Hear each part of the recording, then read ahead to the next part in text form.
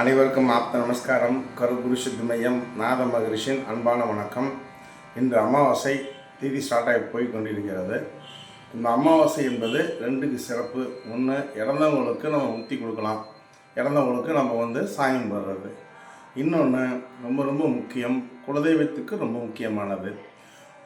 இப்போது குலதெய்வம் என்றால் என்ன அப்படின்னா, குலதெய்வம் என்பது குல விருத்திக்கான தெய்வமாகும். எத்தனை மலை எத்தனை கோவில் ஏறி இறங்கினாலும் குலதெய்வம் அனுகிரகம் இல்லாமல் நீங்கள் வேண்டியது கிடைக்காது, நினைச்சது நடக்காது என்று ஐதீகமாகும். அந்த குலதெய்வம் தான் வீட்டினோட அஸ்திவாரமாகும்.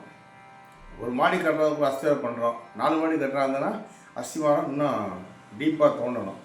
அதுபோல் குலதெய்வம் என்பது நம்ம வீட்டின் அஸ்திவாரமாகும். குலதெய்வத்தை முறையாக வழிபாடு மாதமாக செஞ்சாங்கன்னா அவங்களுக்கு பண கஷ்டம் தீரும். இப்படி ஒரு குழந்தையை பெற்றெடுத்து கடைசியிலும் நம்ம அவங்களுக்கு தேவையானதை எல்லாம் கொடுப்பது போல் குலதெய்வத்தை வலுவாக பிடிச்சிக்கணும். அது படம் தான் இஷ்ட தெய்வம். அந்த குலதெய்வத்துக்கு இஷ்டமாக பவர்ஃபுல் நாள் அப்படி எதுன்னா, ஆடி அமாவாசையும் மாசி அமாவாசையும் ரெண்டு தான் பவர்ஃபுல் நாள். இந்த ஒரு வருஷத்தில் ஒரு முறையாவது நீங்கள் குலதெய்வத்தில் போய் பாலில் சக்கரை பொங்கல் வைக்கணும். வருஷத்தில் ஒரு முறையாவது குலதெய்வங்களில் போய் பாலில் சக்கரை பொங்கல் வைக்கணும். இல்லை, என்னால் குலதெய்வத்துக்கு போக முடியாதவங்க வீட்டிலேயே குலதெய்வத்தை அழைத்து மாதம் அழைச்சி, நீங்கள் வீட்டிலேயே ஒரு மந்திரம் இருக்குது, குலதெய்வத்தை அழைச்சா வரக்கூடிய மந்திரம் இருக்குது. அந்த மந்திரத்தை சொல்லி நீங்கள் வீட்டிலேயே அழைச்சி பூஜை செய்வது மிகவும் சிறப்பாகும் ஆச்சுங்களா. எப்போ போனாலும் ஒரு சீப்பில் 16 பழம் உள்ள ஒரு சீப்பு வாழைப்பழத்தை பூம்பழத்தை வாங்கிட்டு போங்க.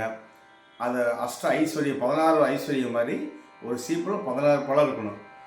எச்சாந்து பிக்கக்கூடாது. அது மாதிரி கொண்டு போங்க குலதெய்வத்துக்கு.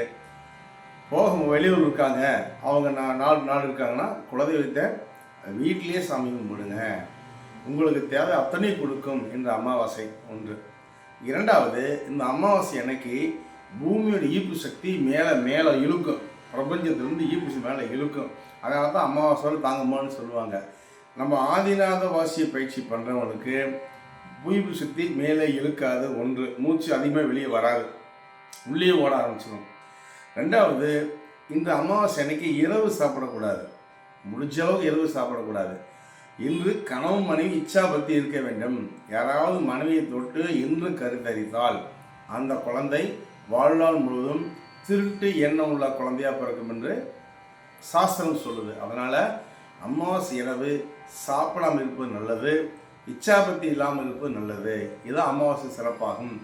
வீட்லேயே குலதெய்வச்சாலை பூஜை பண்ணுங்கள், கோயிலுக்கு போங்க, உங்களுக்கு தேவை அத்தனையும் கிடைக்கும். குலதெய்வம் இப்போது ஒரு ஊரில் பெரிய கைனா பங்காளி மட்டும் கூட நிற்பாங்க, இதெல்லாம் கை நீட்டுவாங்க. அதுபோல் குலதெய்வம் தான் உங்களை காப்பாற்றும் தெய்வமாகும். மேலும் விவரம் கருகுரு சித்தி மையம் 790 463 80 79. சகல சௌபாக்கியம் பெறுக.